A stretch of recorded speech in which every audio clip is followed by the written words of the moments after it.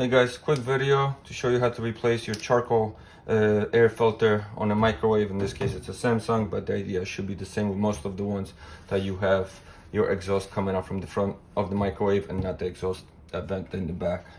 So there's two screws here because we have to pop this cover off. Phillips head screwdriver.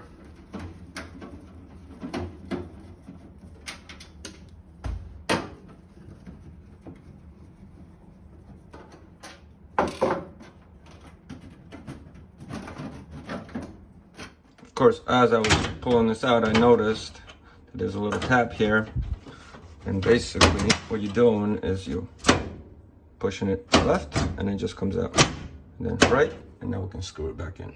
Honestly, that should be enough. I'm not even going to be pulling it out because it's stuck at the door here too. You want to put this mesh side up so the metal mesh will go on top, and we're just going to slide it right in there.